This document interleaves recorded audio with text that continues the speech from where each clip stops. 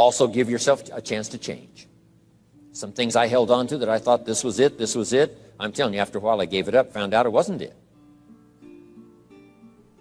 So give yourself a chance to change. Refine your philosophy. Refine your direction. If you'll give yourself a chance to do that, here's what will happen down the road a ways. A new door will open that you haven't discovered before. Give yourself a chance to change. Reevaluate.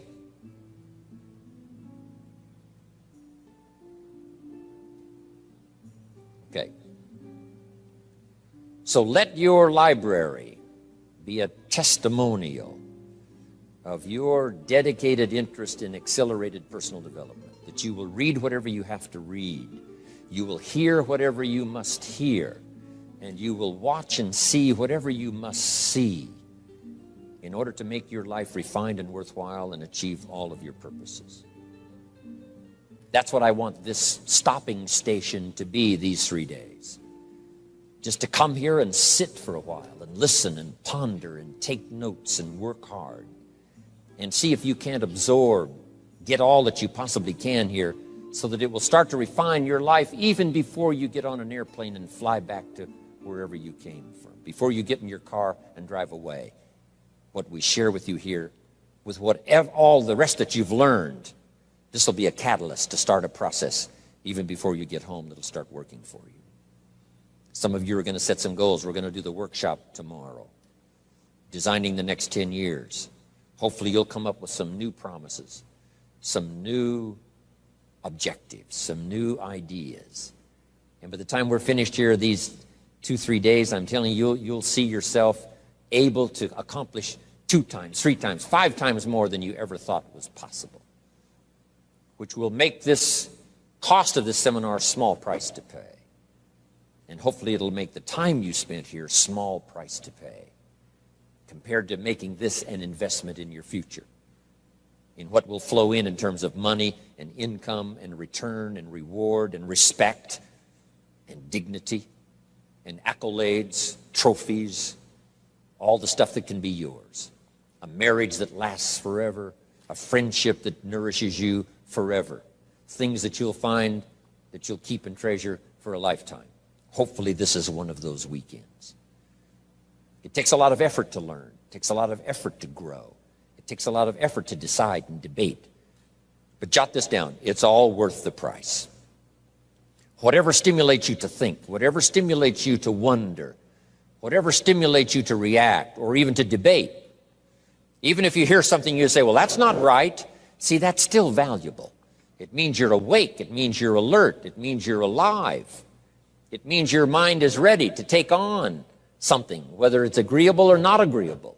Something right, something wrong. Who cares what it is? We've got to listen to a variety of voices. And some are going to come from the left and some are going to come from the right. And some are going to come from mysterious sources. And some will try to entice you with all kinds of stuff. But that's okay. Just so you're alive and alert and awake, ready to process anything that comes your way. Take the best of it and make it beneficial for you, so that tomorrow you walk with a stronger step.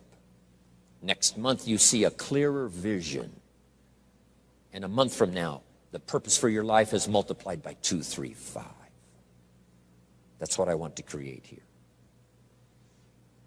So, now, to hurry and get through, because we have so many subjects to cover, let's cover now some other things under personal development. Here's one that's important as you read and as you listen and as you study and as you grow and as you take notes and as you fill up your journal. And then try to work on the ideas to make yourself valuable in the marketplace. Here's something to remember under personal development, some things I had to learn. First, steps to success. First of all, you need good ideas. Just decide right now you're going to accelerate your plan for collecting good ideas. Ideas for your life, ideas for your health, ideas for your marriage, your relationships. Ideas that stimulate. One idea sometimes leads to the next, needs to the next. And the 4 or 5 ideas in the future that really thrust acceleration into your life, you couldn't have gotten unless you went through the first one and the second one and the third one. Next, you need good plans. We're going to talk about time management and game plans tomorrow. You need a good health plan. Traveling around the world, you can imagine the kind of health plan I have to have. If I didn't have a superb, extreme, got to underline the word extreme, if I didn't have a superb, extreme health plan, do you think I could travel all over the world? People look at my calendar and say, impossible. I'm the only one that can do it. Everyone else is too young. Incredible. But I've got to be extremely healthy. I can't let up at all in terms of diet and nutrition, exercise, all that stuff in order to stay healthy. So a good health plan, a good family plan. Here's a good one, a good marriage plan. Some people just go along married with their fingers crossed. You've got to have a better plan than that. Some are whistling in the dark, hoping everything will work out. Not a good plan. You need a good plan for how to use the day. We'll talk about that tomorrow. Best kept secret of the rich, how to use your time. A good plan to meet the right people over the right amount of time to stimulate your life. You need a game plan for lifestyle. We'll talk about that later. So to succeed, we need good ideas and good plans. Here's the next. We have to learn to handle the passing of time. Because all of this takes time to learn, to grow, to change. Getting through the seasons takes time. The spring has a certain amount of time. The summer has time. The harvest has time. The winter has time. Learning to handle the passing of time. Jot this down if you're involved in business. You've got to give your project time. You've got to give your people time. Give people a chance to learn, chance to grow, chance to change. One of the great requirements, especially in such an industrialized, busy, mad, dashing society, and that is to have people patience. First, we exercise it with our children and our family. Getting people to work together, got to have patience, even with your family. If you're involved with independent people, it's a challenge. It's like herding cats, trying to get them to work together. Herding sheep is easy. They very quickly get going the same direction. But try herding cats. It's like your children. Different ages and different personalities and different opinions. To get the family all going the same direction, kind of working together to make things work, I'm telling you, it is a challenge. But if you'll have some patience, you can do it. Now, here's the big one, to have patience with yourself. Give yourself time to learn. Give yourself time to understand good ideas.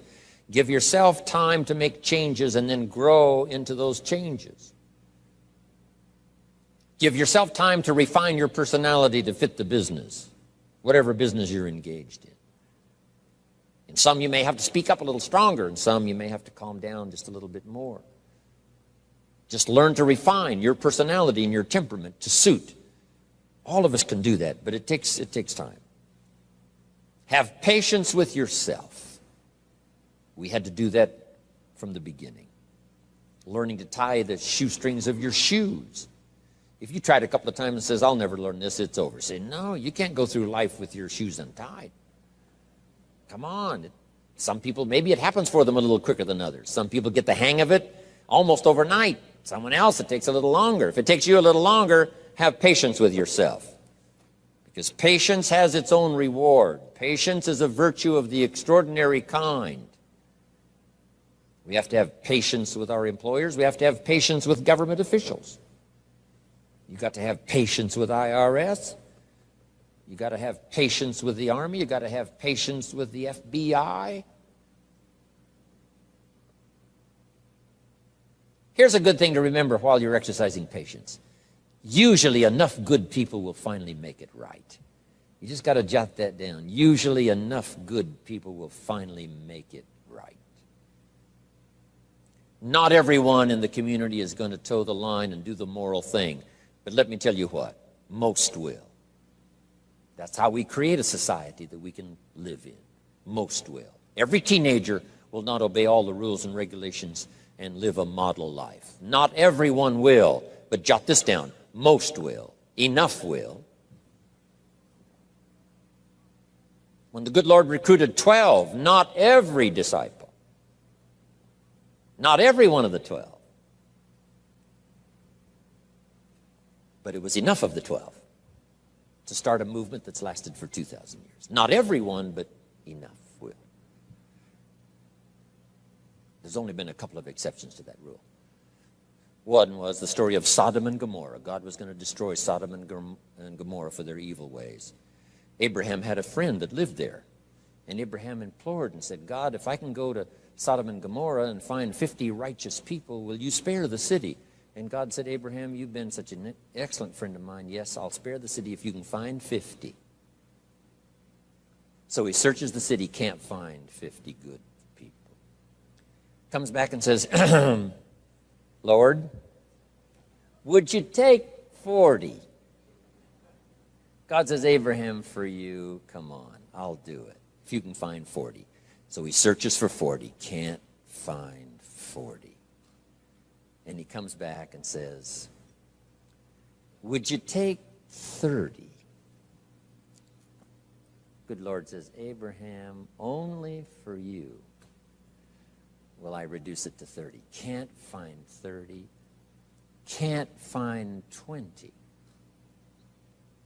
Abraham said, this is my last request. Would you take 10? God said, only for you, Abraham. So he went searching for 10, and you know the story. Right? Couldn't find 10. That's the exception to the rule. So he said, Abraham, get your friend Lot and his family out of there because the end has come. But that's the exception to the rule. So jot down the general rule. Most will. In a civilized society, most will obey the rules. In government, most will. Not every senator will, but what? Enough will to build a stable government and a future. Not everyone in the armed forces will, but enough will. Not everyone in the community will, but enough will. Not every teenager in this high school will, but I'm telling you, the most will. And that's how we survive in a civilized society, because most will. And that's a good feeling to know. Most will. Okay. So have patience. Next, under personal development, is learning to solve problems.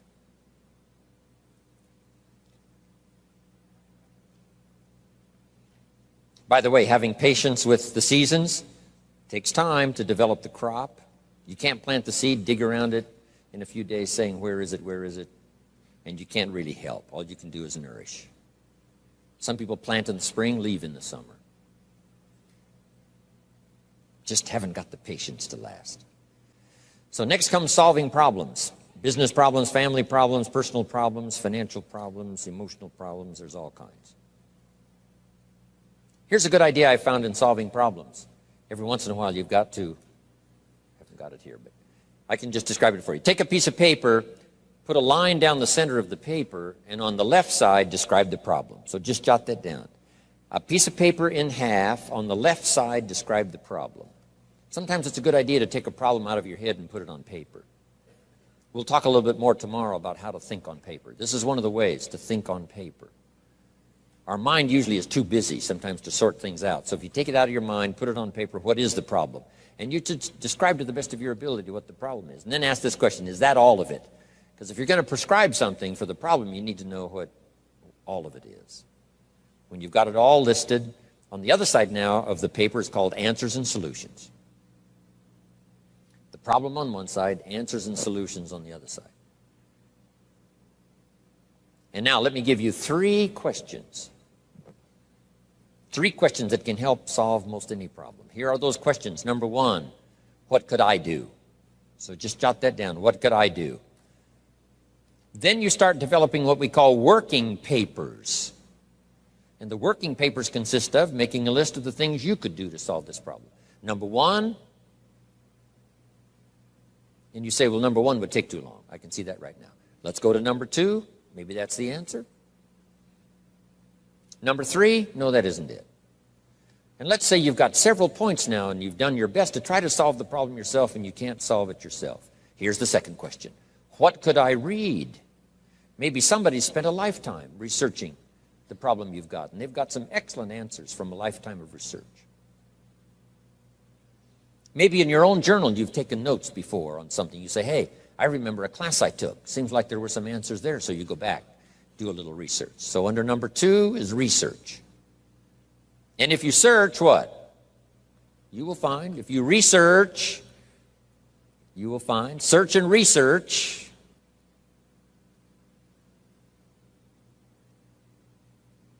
Now, research as soon as possible, because if the problem is severe, you don't want to wait till too late. My friend Kenny comes to me and says, he just lost a beautiful lady, fabulous lady. They got a divorce. She was really something. Then after his divorce, he comes to me and says, you know, it's over. But he says, you know, something strange. He said, I found a book in my own library that I think would have saved my marriage if I had read it before my divorce. And it was a book entitled How to Live with Another Person. He said, I should have read that book a long time ago. He finally read it, but it was a little late. It's like reading a book on nutrition after you've had a heart attack, right? I mean, that's good. That is good. But gosh, it's so much better to read it before. Spare yourself the agony and the lost time and maybe the loss of your life. Now, if you tried to solve it yourself and you can't solve it and you've researched and it doesn't seem like you've got the answer, here's number 3. The third question is, who could I ask? Is there someone around me that might have the answer to my problem? Now, under that, put this. Don't ask first now. Try to solve it yourself. Develop some working papers. What you think you might do, that still isn't it. Here's some books I've read. This guy's crazy. This guy, no answers, haven't got it. Now I ask. But if you now can show your working papers to who you ask, you can't believe how swift the answer will come. All of us have heard this, but let's remind ourselves one more time and put it in your notes. We all love to help people who, first of all, try to help themselves. Back to the philosophy of deserve. I've tried to work it out, haven't got the answer. Maybe you can help me. Somebody is very willing to help you if they know you've tried first to help yourself.